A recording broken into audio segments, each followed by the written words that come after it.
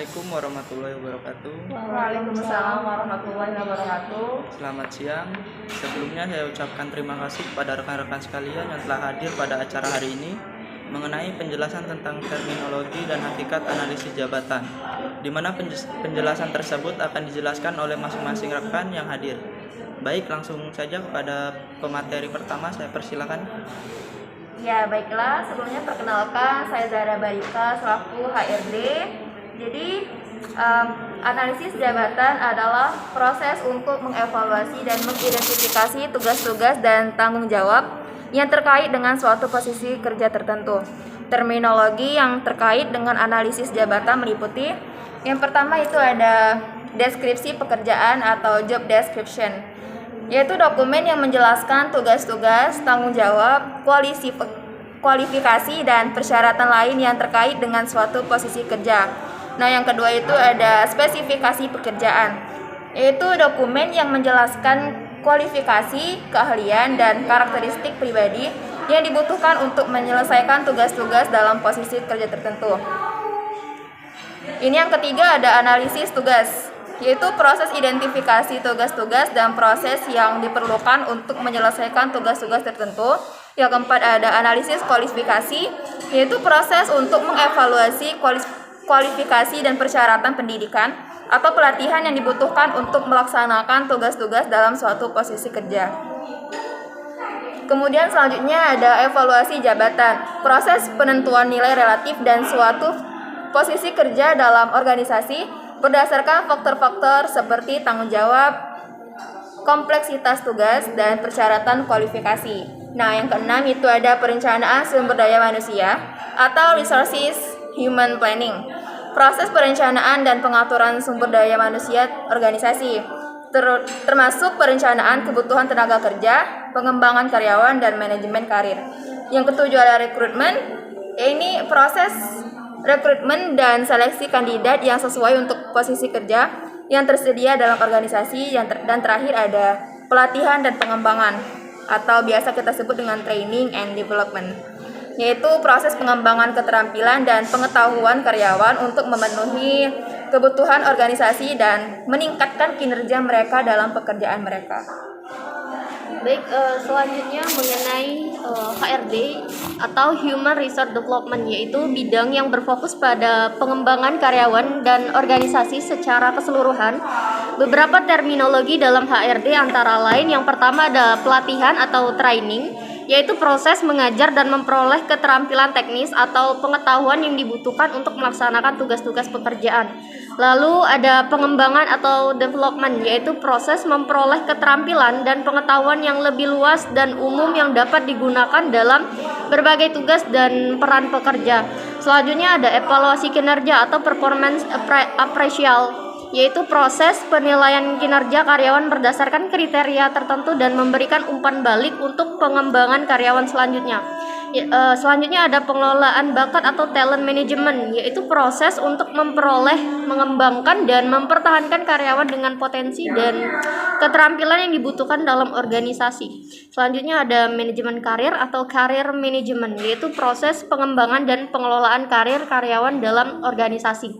Selanjutnya ada kompensasi dan manfaat atau compensation dan benefit, yaitu berupa gaji, tunjangan, dan manfaat lain yang diberikan kepada karyawan sebagai imbalan atas pekerjaan mereka. Lalu ada budaya organisasi atau organization culture, yaitu berupa nilai-nilai, keyakinan, dan perilaku yang diterima dan dipraktikkan dalam organisasi. Selanjutnya ada pengembangan organisasi atau organization development, yaitu proses pengembangan struktur, sistem, dan budaya organisasi untuk meningkatkan kinerja organisasi secara keseluruhan. Lalu ada pengembangan kepemimpinan atau leadership development, yaitu proses pengembangan keterampilan kepemimpinan dan manajemen bagi karyawan yang memegang posisi kepemimpinan atau memimpin tim dalam organisasi. Dan yang terakhir itu ada keseimbangan kerja dan kehidupan pribadi atau work-life balance, yaitu proses menciptakan keseimbangan antara kebutuhan pekerjaan dan kehidupan pribadi karyawan. Nah, jadi selanjutnya itu ada fungsi dari terminologi HRD. Itu yang pertama ada memperjelas pemahaman. Jadi terminologi HRD membantu memperjelas pemahaman tentang konsep, proses, dan praktik pengembangan sumber daya manusia di dalam organisasi.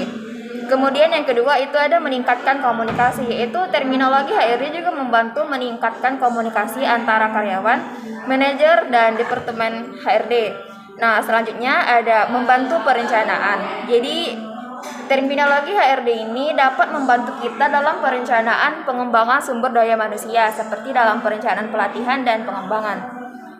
Selanjutnya ada membangun keseragaman. Jadi terminologi HRD ini dapat membantu kita juga dalam membangun keseragaman dalam praktik pengembangan sumber daya manusia di seluruh organisasi. Dan yang terakhir tentunya ada meningkatkan efektivitas. Jadi maksudnya itu dengan memahami dan menggunakan terminologi HRD yang tepat, organisasi dapat meningkatkan efektivitas dan efisiensi program pengembangan sumber daya manusia.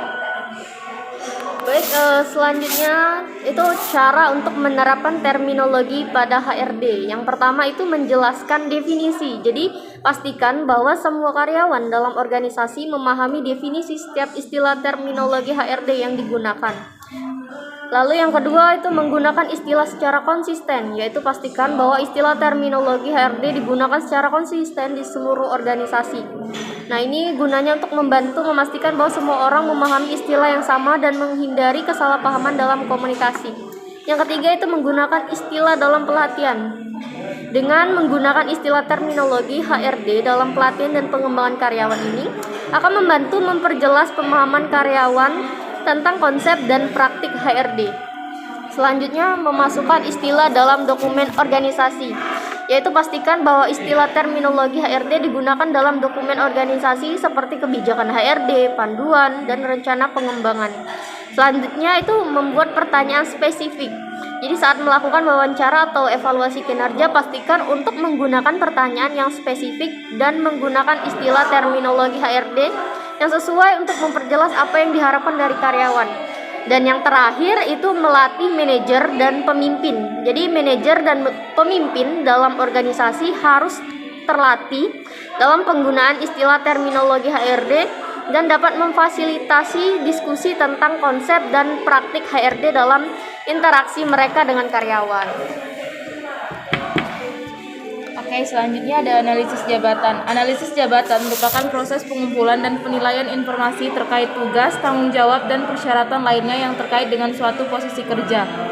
Hakikat analisis jabatan adalah untuk memahami dan mengidentifikasi tugas-tugas yang perlu dilakukan, kualifikasi yang dibutuhkan, dan tanggung jawab yang harus diemban oleh karyawan dalam suatu posisi kerja tertentu. Analisis jabatan juga membantu organisasi untuk memastikan bahwa pekerjaan dijalankan secara efektif dan efisien dengan memastikan bahwa tugas-tugas yang diperlukan untuk mencapai tujuan organisasi dilakukan oleh karyawan yang memiliki keterampilan dan kemampuan yang sesuai. Dengan melakukan analisis jabatan, organisasi dapat menentukan kebutuhan pelatihan dan pengembangan karyawan, menentukan gaji dan tunjangan yang tepat, serta membantu dalam pengambilan keputusan tentang perekrutan dan promosi karyawan.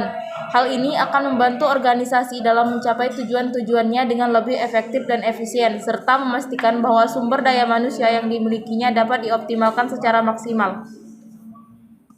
Baiklah, selanjutnya beberapa fungsi dan hakikat dari analisis jabatan. Yang pertama ada merencanakan pengembangan karir. Analisis jabatan dapat membantu organisasi merencanakan pengembangan karir dan jenjang karir karyawan. Yang kedua ada menentukan kebutuhan pelatihan. Analisis jabatan dapat membantu dalam menentukan kebutuhan pelatihan karyawan. Yang ketiga ada membantu dalam manajemen kinerja. Analisis jabatan dapat membantu dalam manajemen kinerja dengan memastikan bahwa tugas-tugas dan tanggung jawab karyawan terdefinisi dengan jelas. Yang keempat ada membantu dalam pengambilan keputusan penggajian. Analisis jabatan dapat membantu dalam pengambilan keputusan penggajian dengan memperjelas tugas-tugas dan persyaratan pekerjaan. Yang kelima ada membantu dalam rekrutmen dan seleksi. Analisis jabatan dapat membantu dalam rekrutmen dan seleksi karyawan dengan memastikan bahwa persyaratan dan kriteria seleksi yang digunakan sesuai dengan tugas-tugas dan tanggung jawabnya. Dan yang terakhir ada meningkatkan efisiensi organisasi. Analisis jabatan dapat membantu meningkatkan efisiensi organisasi dengan mengidentifikasi tugas-tugas dan tanggung jawab yang tidak diperlukan atau dapat dikurangi. Oke, selanjutnya ada bagian HRD. HRD adalah bidang yang berfokus pada pengembangan sumber daya manusia di dalam organisasi. Hakikat HRD adalah untuk meningkatkan kemampuan dan keterampilan karyawan serta membantu mereka dalam mencapai potensi maksimalnya untuk mendukung tujuan organisasi. HRD meliputi berbagai aktivitas seperti pelatihan dan pengembangan karyawan, manajemen bakat, pengembangan kepemimpinan, manajemen karir, dan pengembangan organisasi. HRD berperan penting dalam menciptakan lingkungan kerja yang kondusif dan membantu karyawan dalam mencapai tujuan-tujuan pribadi dan profesionalnya. Melalui HRD, organisasi dapat meningkatkan produktivitas dan kinerja karyawan, memperkuat budaya organisasi yang positif, memperbaiki hubungan kerja antara karyawan dan manajemen, serta meningkatkan kepuasan kerja karyawan. Dalam era globalisasi dan persaingan yang semakin ketat, HRD menjadi semakin penting bagi organisasi untuk mempertahankan keunggulan kompetitifnya. Dengan meningkatkan kemampuan dan keterampilan karyawan, organisasi dapat menciptakan keunggulan kompetitif yang berkelanjutan dan memastikan kelangsungan bisnisnya di masa depan. Oleh karena itu, HRD menjadi aspek yang sangat penting dan strategis dalam manajemen sumber daya manusia di organisasi. Baiklah, selanjutnya ada hakikat HRD yang terdiri dari 1. Memiliki orientasi pada pengembangan karyawan. Seperti HRD memiliki orientasi pada pengembangan karyawan melalui pelatihan, pendidikan, dan pengembangan karir. Yang kedua ada mengintegrasi sumber daya manusia dengan strategi organisasi. HRD memastikan bahwa sumber daya manusia diintegrasikan dengan strategi organisasi dan memastikan bahwa karyawan memiliki keterampilan dan pengetahuan yang diperlukan untuk mencapai tujuan bisnis. Yang ketiga ada melibatkan manajemen dan karyawan. HRD melibatkan manajemen dan karyawan dalam pengembangan karyawan, sehingga kedua pihak dapat berpartisipasi dalam perencanaan.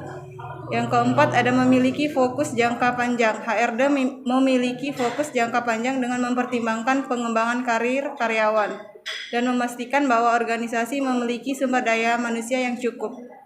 Yang kelima ada mengintegrasikan berbagai fungsi HRD. HRD mengintegrasikan berbagai fungsi HRD seperti seleksi, penilaian kinerja, pelatihan, dan juga pengembangan. Dan yang terakhir ada mengembangkan budaya organisasi yang berorientasi pada pembelajaran. HRD juga bertujuan untuk mengembangkan budaya organisasi yang berorientasi pada pembelajaran, sehingga karyawan merasa termotivasi untuk terus belajar dan juga meningkatkan kinerja mereka. Baiklah, mungkin itu saja penjelasan mengenai terminologi dan hakikat analisis jabatan. Terima kasih kepada semua rekan yang hadir dan telah menjelaskan mengenai terminologi dan hakikat analisis jabatan. Semoga apa yang disampaikan dan dijelaskan oleh masing-masing rekan dapat dipahami dan menambah pengetahuan lebih dari mengenai terminologi dan hakikat analisis jabatan. Mungkin itu saja yang dapat saya sampaikan. Saya tutup. Wassalamualaikum warahmatullahi wabarakatuh. Waalaikumsalam warahmatullahi wabarakatuh.